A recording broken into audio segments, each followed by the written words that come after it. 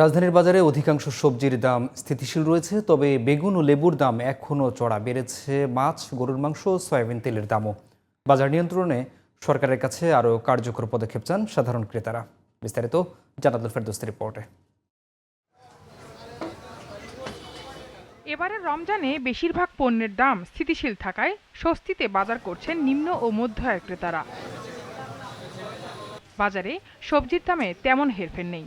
আলু, পেঁয়াজ, শসা, টমেটো, ফুলকপি, বাঁধাকপি সহ প্রায় সব সবজি বিক্রি হচ্ছে আগের দামেই। তবে রমজান ঘিরে বেড়ে যাওয়া বেগুন ও লেবুর দাম এখনো চড়া।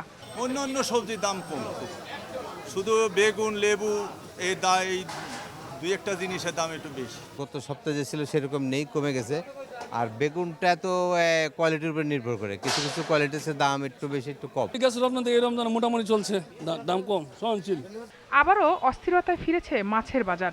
সপ্তাহের ব্যবধানে সব ধরনের মাছের কেজিতে 50 থেকে 100 টাকা বাড়তি দাম হাঁকছেন বিক্রেতারা। গেছের সপ্তাহে কিনছি চিংড়ি মাছ কিনছি 900 টাকা, এই সপ্তাহে 950 টাকা। তারপর পাবদা মাছ কিনছি 400 টাকা, 350 টাকা, এই সপ্তাহে 450 টাকা। দাম বেশি সব মাছে। এই যে বাতাসি মাছ নিলাম 1400 টাকা কেজি। গরুর মাংসের দামও বাড়তি, তবে কমেছে ব্রয়লার ও কক মুরগির দাম। ব্রয়লার মুরগি, কক মুরগি সব মুরগি রোজার আগের তুলনায় বর্তমানে কম আছে। ব্রয়লার ছিল 220 টাকা, ছিল এখন হয়েছে 200 টাকা। ব্রয়লার মুরগি, কক মুরগি দুইটাই কেনা হয় মাঝে মাঝে, তো একটু দাম কম আগের চেয়ে।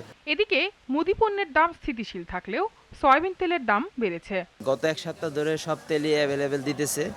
আগের থেকে প্রতি লিটারে 8 টাকা করে বেড়েছে। মসুর ডাল আগের দামই আছে, ছোলা অনেক দাম কমছে, চিনির দাম কমছে, নতুন করে কোনো কিছু দাম বাড়ে নাই। নিত্যপণ্যের বাজার নিয়ন্ত্রণে সরকার আরও কার্যকর ব্যবস্থা নেবে, এমনটাই প্রত্যাশা সাধারণ ক্রেতাদের। ভোগান্তি, আমরা যারা গভর্নমেন্ট এমপ্লয়ি, আমাদের তো আর ইনকাম কোনো করার সুযোগ নাই। রিক্সাওয়ালা তার ভাড়া বাড়াইছে, ব্যবসায়ীরা বেশি করে নিচ্ছে, কিন্তু আমাদের তো কিছু করার নাই। জান্নাতুল ফেরদৌসী, জিটিভি নিউজ, ঢাকা।